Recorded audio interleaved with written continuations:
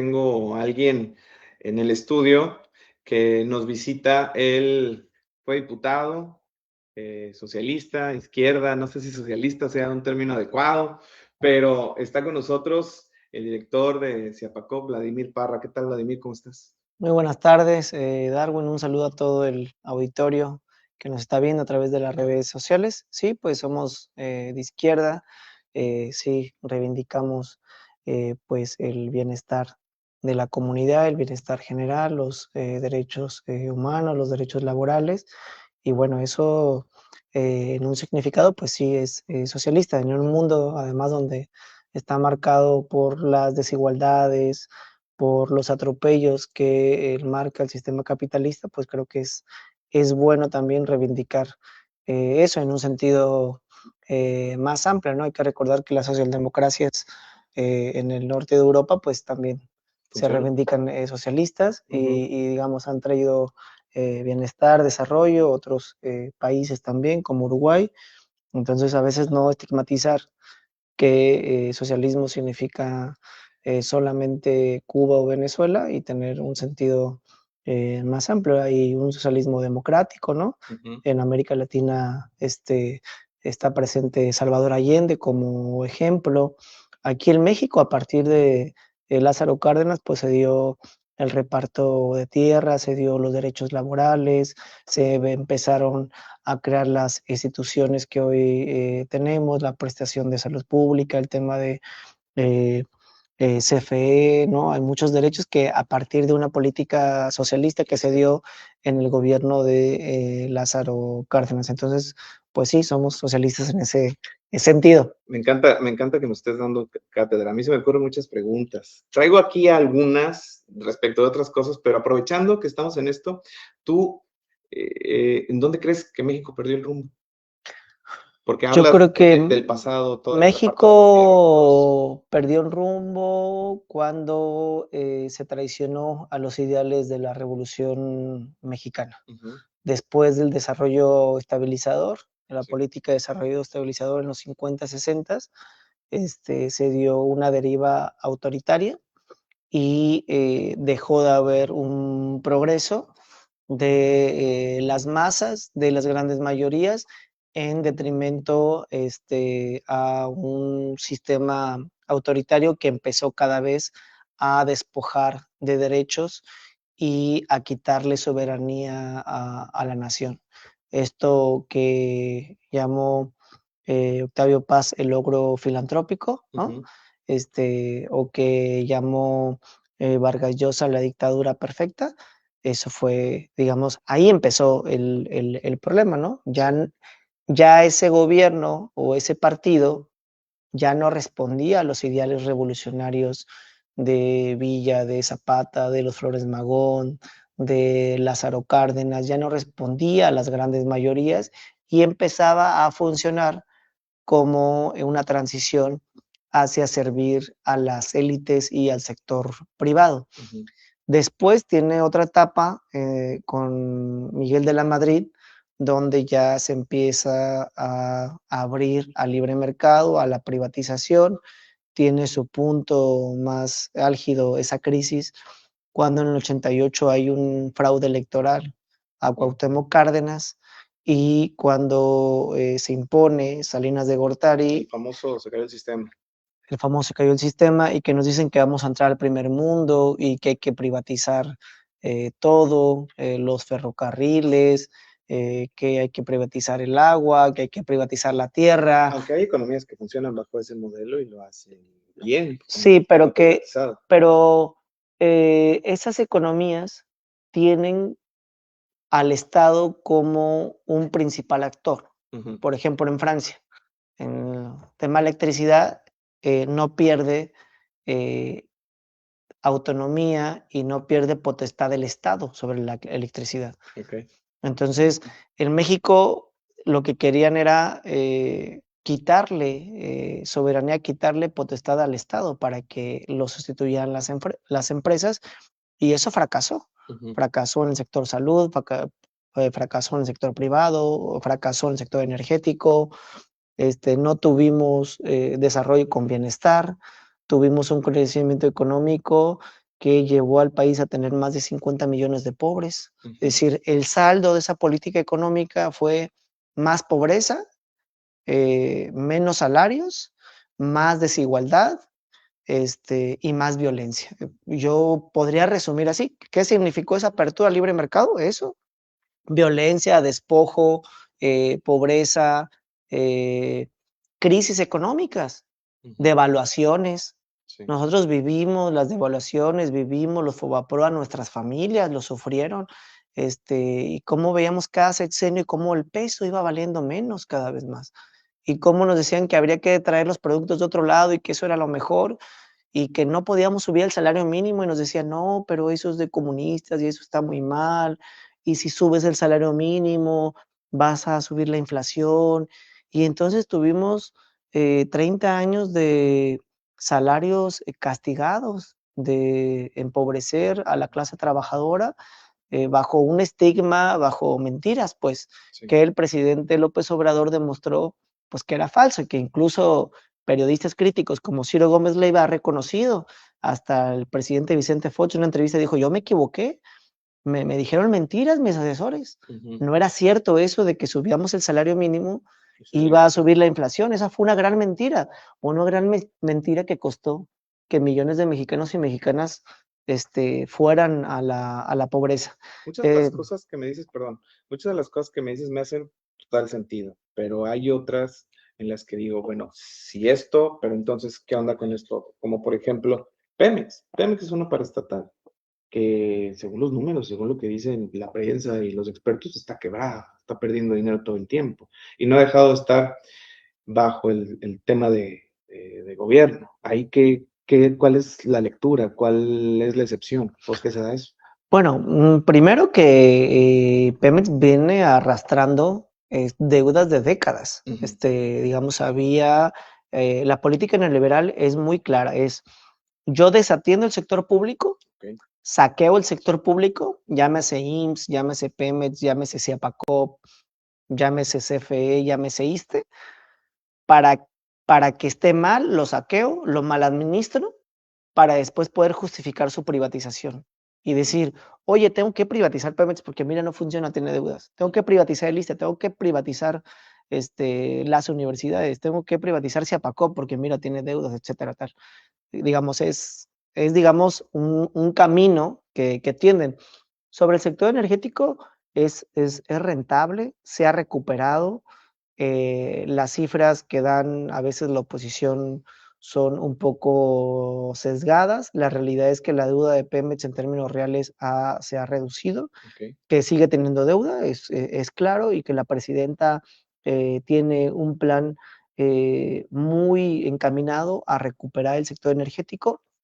Puede convivir con el sector privado, no estamos en contra de eso, pero que siga teniendo mayoría o siga teniendo mayor participación el sector público.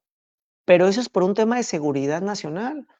Eso lo hace Francia, eso lo hace Estados Unidos, eso lo hace Gran Bretaña. Si ellos tienen una mayoría del sector público con una participación del sector privado. Okay. La autonomía y la soberanía es muy importante en el tema energético. Simplemente ahorita, ¿cómo nos decían los de la oposición? Digamos, el PRI y el PAN, que decían antes que el petróleo era obsoleto, que ya no se iba a utilizar. Acuérdate esas campañas de Ricardo Anaya en la reforma energética, decían, no, López Obrador está mal, ya es algo que ya no se utiliza el petróleo, y mira todo lo que está pasando en el mundo. O sea, yo creo que la oposición debe reconocer que se equivocó, ¿qué hubiera pasado si no tuviéramos nosotros refinerías? Hoy el 70-80% de las gasolinas se pueden refinar aquí, es decir, tenemos autonomía energética. ¿Qué hubiera pasado si estuviéramos con una dependencia? ¿Qué hubiera pasado si no hubiéramos recuperado el sector eléctrico? Si no hubiéramos recuperado la producción de electricidad. Creo que eso es muy importante ahorita valorarlo, y cómo otros países como Francia sí lo tienen. O sea, a ver, ¿por qué Francia sí cuida su participación en el sector público? ¿Por qué Francia dice, no, pues está bien que participen privados, pero la mayoría la debe tener el Estado? Si Francia lo hace, nadie dice nada, pero si México lo dice, dicen es que son comunistas, es que van a acabar con la economía. Además que no es cierto, Darwin, los datos son, hay mayor inversión extranjera, hay mayor crecimiento económico, hay menor deuda, hay menor devaluación, el peso es una de las monedas del mundo más fuertes frente al dólar. Yo me acuerdo que yo desde los 15 años que empezaba a tener más información del contexto político, social, veía tristemente cómo la moneda de mi país se iba devaluando. O sea, cada sexenio se iba devaluando. Y eso lo cambió la Cuarta Transformación. Con mucho orgullo podemos decir, mira, nuestra moneda la recibimos a 21 pesos frente al dólar y ahora está a 17.50. O sea, no solamente se detuvo la devaluación, sino ahora nuestra moneda se revaluó, lo cual viene pues en una acción totalmente diferente a como lo hacían gobiernos anteriores, ¿no? Me río porque yo compré USDT a precio de 21 pesos y ahorita, ¿sabes? Me doy de topes contra la pared. Pero en fin. Sí. Oye, ahora que mencionas todo esto desde la trinchera y al frente de Ciapacop, veo estos resultados del 2025 que dice que hay un aumento de casi 194 millones de 2021 a 2025, más de 330,000 transacciones en 2025 y casi 45,500 reportes atendidos, con avances de redes de agua, drenaje y modernización. ¿Cuáles son las decisiones clave que te permiten este rescate financiero y operativo, si es que lo podemos llamar así, en Ciapacop? Sí, recibimos el organismo en noviembre de 2021, quebrado, con problemas operativos, con problemas financieros, con problemas técnicos, con multas y deudas con el SAT, con multas y deudas con el IMSS, con deudas con proveedores, con deudas con la planta de tratamiento, con los equipos de Desasolve en el taller. Así recibimos el organismo. Y la gobernadora Indira Vizcaíno nos dio una encomienda muy clara de rescatar el organismo operador y ponerlo al servicio de la gente. Esa fue una instrucción que se nos dio desde el inicio y ella pues ha tenido la visión de que Ciapacop no sea solamente un ente recaudador, sino tenga una visión social y una visión de cuidado ambiental, ecológica. Y eso es lo que ha transformado. ¿Cómo lo hemos hecho? Estar cerca de la gente. Entonces, primero, bueno, tiene que haber una administración honrada, una administración transparente, tenemos que darle resultados a la población cuando hace algún reporte, tenemos que acercarnos a la población. Cuando llegamos, la gente no podía hacer un reporte por WhatsApp, algo tan sencillo como dices, oye, pero ¿por qué nunca pusieron un número de atención de reportes por WhatsApp? Pues no sé por qué no lo hacían, pero no había, ¿no? Ahora se puede hacer un reporte por WhatsApp, ahora hay brigadas en las tardes, ahora hay brigadas los fines de semana, los sábados, los domingos, los días festivos, ahora tenemos más equipo, tenemos más herramienta, esto lleva a que se atiendan los reportes de una forma más rápida, de una forma más eficiente, y creo que la gente agradece eso. Además de estar en territorio, de los diálogos del agua, que todos los jueves estamos en las colonias, de también tener más interacción en redes sociales, en Instagram, en X, de establecer un programa de cultura del agua, que eso no se veía como una forma, como algo importante en el pasado y que para nosotros es fundamental que exista una cultura del agua, una concientización del cuidado del agua y que la gente debe participar en la política pública del agua. Eso es fundamental. Y creo que eso hace que haya más recaudación, que en realidad la gente se sienta más comprometida, sea más consciente y también en que le hagamos más fácil a la gente hacer los pagos. Hoy se puede hacer el pago por internet, se puede hacer el pago en Oxxos, en kioscos, en bancos, pueden ir al Aquamóvil, pueden ir a Diálogos del Agua, se tienen convenios de colaboración con el ayuntamiento en los meses de enero y febrero.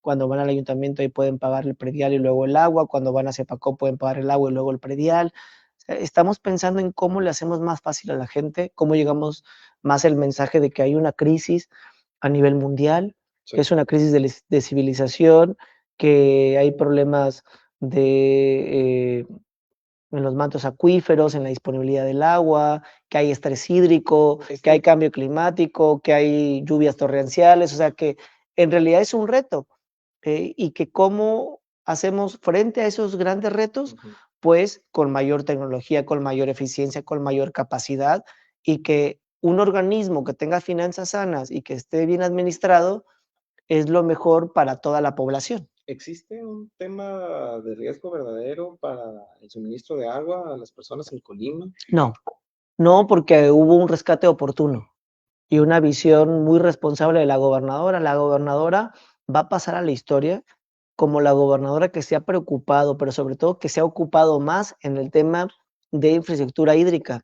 Nada más un dato ahí para historiadores, para periodistas, para investigadores, eh, que vean si algún gobernador o gobernadora había gestionado más obras que Indira Vizcaíno. O sea, solamente el acueducto Armería Manzanillo, 1,000 millones de pesos. Okay. El acueducto Agua para Colima, que gestionó con la doctora Claudia Sheinbaum y que se está realizando, lo pueden ver cuando vayan a Minatitlán, cuando vayan a Zacualpan, 1,800 millones de pesos. La derivadora, 400 millones de pesos en Armería.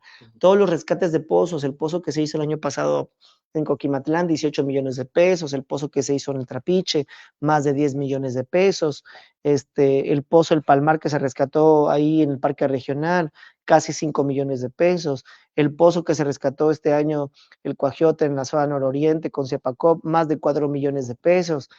Ha sido una inversión muy importante y la gobernadora ha tenido esa capacidad de gestión, esa sensibilidad, no solamente para resolver los problemas actuales en el tema del agua, sino para dejarle un mejor futuro a la población, a las familias colimenses, en los años venideros, es decir, para los próximos 20, 30 años. Lo que muchos gobiernos no hicieron de forma irresponsable, de no invertir en el tema del agua, porque a lo mejor no se ve la infraestructura hídrica, o no se vende tanto para la foto o para la publicidad porque son obras subterráneas, pero que son obras fundamentales para la calidad de vida y para el bienestar de la población. Entonces, creo que esa es la gran diferencia, la importancia que se le da a la política pública del agua. Bueno, hoy tenemos una presidenta que tiene un plan nacional hídrico que hizo y promovió una nueva ley de aguas que no se había podido hacer en 30 años. Entonces tiene un gran valor lo que está haciendo la presidenta, lo que está haciendo la gobernadora Indira Vizcaíno y la coordinación que hay para poder sacar adelante todos estos proyectos. En tema precisamente de educación, escuché algo acerca de escuelas guardianas. Guardianas del agua. ¿Qué es esto? Bueno, pues vamos a dar charlas a las escuelas de cultura del agua, explicamos el ciclo del agua, explicamos de dónde viene el agua en Colima, de Cerro Grande, explicamos qué hace Siapacop, o sea, para tener agua en nuestros hogares, para que podamos abrir la llave y tener el líquido vital, pues tiene que haber brigadas de electromecánica, de bacheo, de empedrado, de drenajes, se tiene que sanear el agua, se tiene que dar mantenimiento a los pozos. Hay gente que trabaja desde las 6 de la mañana en distribución, moviendo las válvulas, acomodando todo para que podamos tener el agua en nuestros hogares. Entonces, damos charlas de cultura del agua y también sobre el cuidado del agua, cómo aprovechar el agua de lluvia, cómo reutilizar, cómo reusar el agua, cómo cuidar el agua, que es muy importante. Entonces, estas charlas nos ayudan porque hay un tema también generacional. Nosotros creemos que los más jóvenes, las más jóvenes, son los más comprometidos con el cuidado del agua. Tienen como más conciencia, ¿no? Mira, yo tengo un hijo que va en la secundaria, va a cumplir 15 años este año, 2026, tiene ahorita 14, Sí. y yo me acuerdo, por ejemplo, en nuestra juventud, cómo se usaba el Día de la Mojadera, no sé si recuerdas. Claro. Entonces, culturalmente, estaba como aceptado, ¿no? El Día de la Mojadera, que era un día que lo esperaba la gente y era tirar el agua, desperdiciar el agua. Hoy, si platico con mi hijo, para ellos es inconcebible, no nomás para él, pero para todas sus generaciones, ¿cómo que el Día de la Mojadera? Sí. ¿Cómo que hacían eso? O sea, y si te fijas, ya lo dejaron de hacer, ya no se usa el Día de la Mojadera. Hasta se sanciona. Hasta se sanciona, pero es un tema generacional, ¿no? Creo que hoy los jóvenes son más sensibles con el tema de la agenda animalista, de la agenda de la diversidad sexual, de la agenda del cuidado del medio ambiente, de la agenda del cuidado del agua. Tienen como otra mentalidad más progresista, y donde vemos todavía personas adultas que se ponen a regar la banqueta con la manguera, ¿no? O la tierra con la manguera, y que son muy irresponsables. Va a crecer la banqueta o va a crecer el concreto, o qué le están haciendo. O en realidad piensan que va a refrescar porque le echan agua al asfalto o al cemento o a la tierra, y es algo irracional, pero se sigue haciendo, se sigue desperdiciando el agua. Entonces, la verdad que los niños, las niñas, los jóvenes son nuestros aliados más importantes, y por eso hemos ido a las escuelas y les damos las charlas, los comprometemos, los niños nos proponen, las niñas nos proponen, y se comprometen con el cuidado del agua. ¿Qué es esto que escucho también de humedad artificial en Puerto de Ansar? Los humedales artificiales es un proyecto que vamos a lanzar y que tiene que ver con sanear el agua, con tratar el agua de una forma ecológica, de una forma sustentable y de una forma económica. Con plantas, puede ser lirio, puede ser tule, y son los que limpian el agua. Ya este proyecto también lo impulsó la doctora Claudia Sheinbaum Pardo cuando fue jefa de gobierno de la Ciudad de México, y vamos a tener este año, Darwin, el primer humedal artificial en Colima, en Puerta de Ansar. Y a partir de eso queremos, ¿Para qué se utiliza? ¿Para riego? Se puede utilizar para riego, pero lo más importante es que el agua se sanea, pues, que el agua ya no va contaminada al río, al arroyo, sino ya se sanea esa agua. Okay. Oye, hablabas de estas obras y todo esto. ¿Cómo le das prioridades cómo se le da la prioridad a qué tipo de obras y en dónde? Porque sin duda todavía en Colima, pues, a pesar de que somos muy chiquitos, hay comunidades que tú las visitas y parece que están como que no son parte de nuestra cotidianidad, ¿sabes? O sea, estamos acostumbrados a ver los semáforos, a ver el asfalto, a ver los coches y todo esto, y hay lugares en donde no hay nada de esto. Sí. Y tampoco hay agua. ¿Cómo dan prioridad a eso? Pues nosotros hemos invertido mucho en las comunidades rurales. Hemos rescatado pozos de las comunidades rurales, hemos avanzado en la sectorización, en instalar válvulas para regular el agua en las comunidades para tener un mejor aprovechamiento de agua. Hemos hecho líneas de conducción en Agua Dulce, en Tepames. En la zona rural yo creo que ha sido la administración de Ciapagop que más ha trabajado en la zona rural, y también para el resto de la población. Claro que las prioridades tienen que ver por los problemas de agua, donde haya más problemas del agua, donde haya más rezago, donde haya más necesidad, donde haya más vulnerabilidad y donde haya más población también. Uno tiene que ir haciendo esos balances, pero podemos decir que hoy podemos atender lo que nos corresponde en Ciapacop, en los municipios de Colima y Villa de Álvarez, porque tenemos mayor capacidad operativa, mayor capacidad técnica, mayor capacidad de planeación y mayor capacidad financiera, y que eso es muy necesario para poder atender a las comunidades y a la población en general. Sí. Te voy a ser sincero un momento. Cuando a ti te anunciaron como director de Ciapacop que venías de ser diputado, te dije, ¿y qué? ¿Sabes? Pero estos números, pues, digo, hablan muy bien. ¿Cómo aplicaste esto? De ser diputado a después sentarte en una administración pública. Bueno, yo el gran mérito se lo doy a la gobernadora, porque nos ha respaldado, porque nos ha acompañado el tema de la reestructuración de la planta de tratamiento, por ejemplo, que fue algo muy importante para el organismo, el tema de la gestión de obras y bueno, también al Consejo de Administración.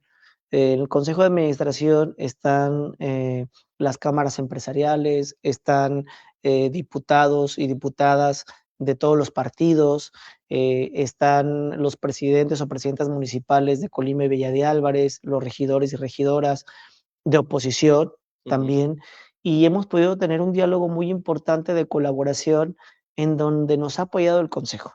Yo creo que también ha sido un trabajo colectivo, un trabajo de planeación, y claro, hacer una buena administración, tener transparencia, tener rendición de cuentas, y creo que eso nos ha permitido avanzar mucho y dar resultados. Y si al principio había alguna duda, pues hoy hay un organismo que está consolidado, que está avanzando, que hace obra, que hace proyectos, que propone, que incide en diferentes espacios de la sociedad. Y bueno, es la visión de la gobernadora. La gobernadora es ambientalista, la gobernadora tiene una conciencia social muy importante, la gobernadora tiene una capacidad de gestión impresionante, y este acompañamiento, esta comunicación con la gobernadora, que es la presidenta Sí. del Consejo de Administración de Ciapacop, pues también es una gran diferencia, porque antes Ciapacop era visto como la caja chica de gobierno del Estado. Sí.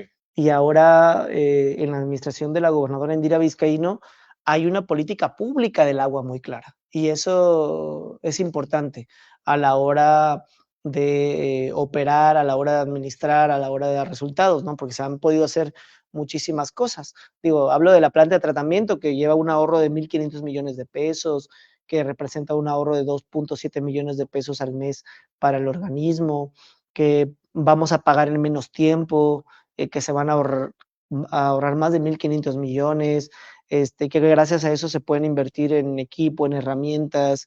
Entonces eso es muy importante que se tenga ese plan, que hemos rescatado las purificadoras de agua, que tenían 10 años abandonadas, que estaban vandalizadas, al igual que los pozos, y que hoy además esta política del rescate de las purificadoras permiten que en Puerta de Ansar o en Solidaridad o en Nuevo Naranjal o en Agua Dulce, donde tenemos purificadoras, la gente pueda por 5 pesos llenar un garrafón de 20 litros de agua, con agua de la mayor calidad.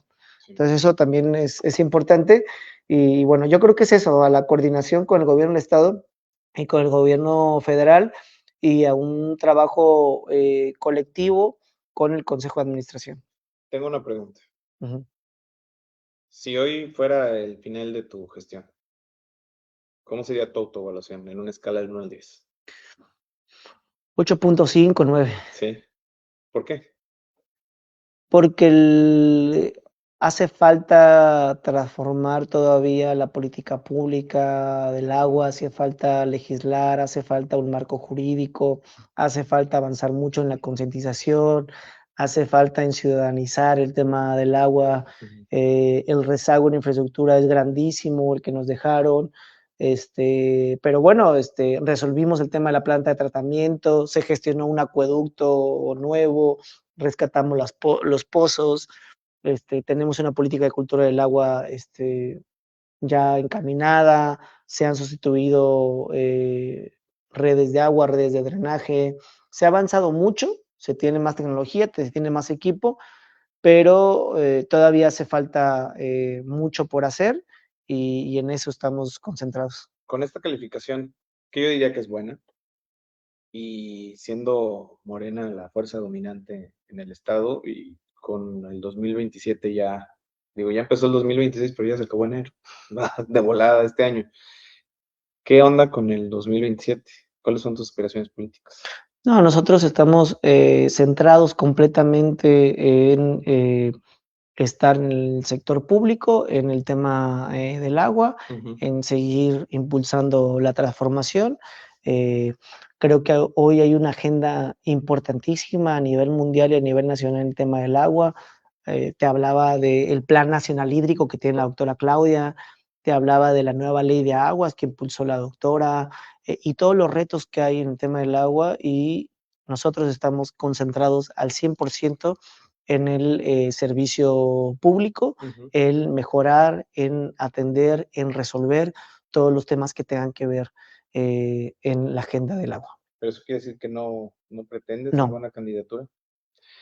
Y si no fuera hacia Pacop, ¿algún otro lugar donde tú veas que hay algún tipo de deficiencia y que pudieras hacer este tipo de no, trabajo? nosotros estamos concentrados en el tema del servicio público. Claro, nosotros siempre vamos a estar donde se nos necesite, en las tareas que sean necesarias, tanto políticas, tanto del servicio público, pero en este momento estamos concentrados totalmente en CEPACOP, totalmente en el tema del agua, y nuestro deseo es seguir aportando a esta agenda tan noble y tan importante.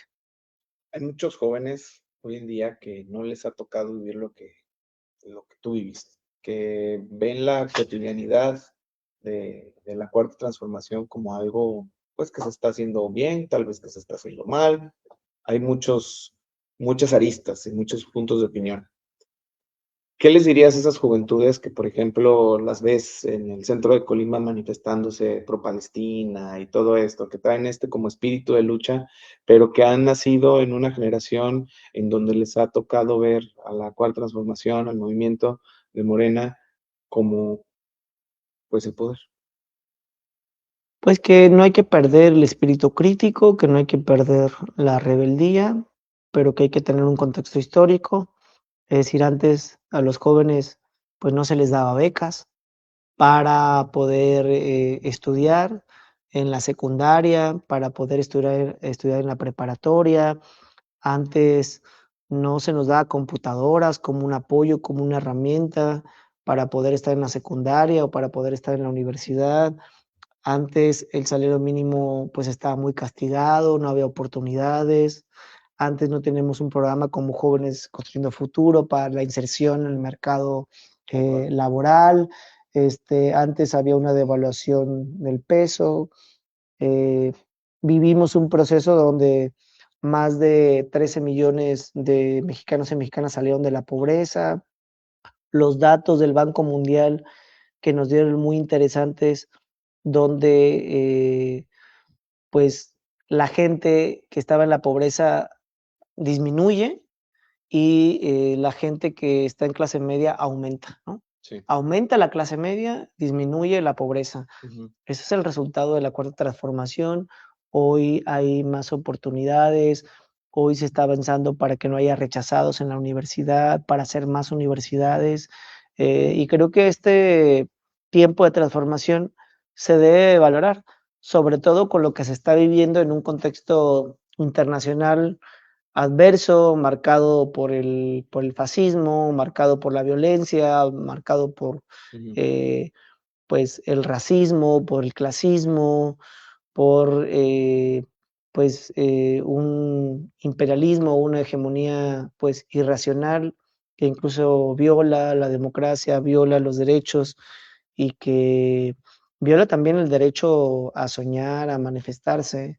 Hoy vemos lo que está pasando en Estados Unidos y es muy, muy triste que prohíban, por ejemplo, los libros de Gabriel García Márquez, Ujú. que le quiten los derechos a las mujeres a decidir sobre su propio cuerpo, que a la gente que trabaja de forma honrada la persigan, la acosen, la violenten, que utilicen niños como carnada para atrapar migrantes, que maten a tiros a un enfermero que defendía a una mujer que se estaba manifestando, Ujú. que maten a tiros a una mujer activista, el caso de René, hace más de una semana, eso es muy triste. Entonces eso hay que entenderlo en el contexto internacional. Yo creo que se va a dar un movimiento de los jóvenes o que se está gestando que están en contra de eso. Y algo muy parecido a lo que pasó en el 68, ¿no? Que los jóvenes estaban en contra del sistema, en contra del imperialismo, en contra de la guerra de Vietnam, en contra de las intervenciones, porque vemos pues, que un día el presidente de Estados Unidos dice que quiere anexar a Canadá y que fuera un estado más, y otro día dice que va a anexar Groenlandia, y otro día en un 25 de diciembre bombardea Nigeria, y otro día bombardea Líbano, y otro día amenaza con bombardear Colombia y bombardea Venezuela, y otro día dice que va a invadir México. Entonces creo que eso es terrible para los jóvenes en América Latina y en el mundo, y creo que es un mensaje que tenemos que despertar, que tenemos que estar pues muy conscientes y que hoy vemos las mayores manifestaciones en Estados Unidos desde hace 70 años, las manifestaciones en Minneapolis, y bueno, creo que hay un despertar de las juventudes en contra de un sistema que pues ha traído violencia, exclusión, pobreza, miseria. Ese sistema tiene nombre y tiene apellido, un capitalismo voraz, un capitalismo tardío, es un neoliberalismo, es una privatización de la vida pública, y frente a eso es un orgullo que en México sí tengamos un modelo claro, el humanismo mexicano, Ok. un modelo que ha funcionado, además, un modelo que ha dado resultados, y creo que hoy es un faro de luz y esperanza, no solamente para México, sino para América Latina y para el mundo. en donde estas naciones que han adoptado abiertamente esta ideología y esta manera de gobernar pierden el rumbo, porque decíamos hace un momento, ¿no? Seas Europa del Norte, pues sí, es un ejemplo claro de prosperidad, de igualdad, de un montón de cosas, pero también vemos del otro lado Europa del Este, que también están bajo los mismos principios, pero es una realidad completamente distinta. Ya lo mencionabas tú, en Cuba, Venezuela, todo esto. ¿Dónde es donde ya no hay rumbo? También el sistema juega. Yo creo que hay cosas muy buenas en Cuba y en Venezuela, el tema de la educación, el tema de la salud pública, el tema de la seguridad. Si tú vas a Cuba es muy bueno, o sea, el sistema de salud pública es excelente, el sistema educativo es excelente. Bueno, hay cosas que criticar, la falta de libertades, el partido único, la creatividad en el sector cultural. Le hicieron una entrevista a Julio Cortázar hace más de 25 años. Y Julio Cortázar dice, a mí nunca me van a perdonar que yo apoye a la Revolución Cubana, ¿no? Sí. Porque fue el gran despertar para mi conciencia como escritor latinoamericano. Y yo sigo creyendo eso, que hay cosas muy positivas de la Revolución Cubana, que hay que reivindicar, a ver, que la gente tenga bienestar en salud pública y en educación, que hayan sido el primer país en tener la tasa de alfabetismo más baja, ¿no? Poder atender enfermedades, no sé, como el cáncer, como el VIH, de forma completa, que la gente pudiera tener dignidad, que son muy buenos en los deportes, son muy buenos en la salud, son muy buenos en el tema de la alimentación, de la nutrición, pues hay cosas muy buenas, ¿no? En Cuba pueden salir los niños a correr y a jugar en las calles sin temor a que los secuestren o que haya un tema de tráfico de órganos, etcétera. O sea, lo que en los países de Occidente sí hay problemas, ¿no? Entonces, creo que hay que tener una reflexión de eso. Yo diría que siempre debe haber democracia y que siempre debe haber participación y que es algo que está pasando en México. En México hay programas sociales, hay bienestar, hay redistribución de la riqueza, pero también crece el sector privado, crecen las inversiones extranjeras. Hay un tema de por el bien de todo, primero los pobres y las pobres, pero es por el bien de todos. ¿Qué quiere decir? Que también les va a ir mejor a los de clase media y alta. Por el bien de todos, primero los pobres, pero también va a ser por el bien de los que más tienen, ¿no? Porque al final, si hay más poder adquisitivo, pues la gente tiene más consumo, si hay más consumo hay más venta, si hay más venta hay más ganancias, ¿no? Entonces, creo que el modelo, el humanismo mexicano que planteamos hoy es muy importante, es decir, sí al crecimiento económico, pero con soberanía, pero con bienestar, pero preocupándonos por el medio ambiente, pero no dando todo a las empresas transnacionales. ¿No se parece mucho al modelo de China? Puede ser que China ha demostrado ser un buen modelo, un modelo económico ejemplar donde la gente tiene más bienestar, tiene más salud, tiene más vivienda. ¿Cómo respondemos al tema de la vivienda? El tema de la vivienda ha fracasado en los países capitalistas. Ahora está... Ve la crisis en España de la vivienda, terrible. Ve la crisis del sistema de salud, del sistema capitalista en general después del COVID.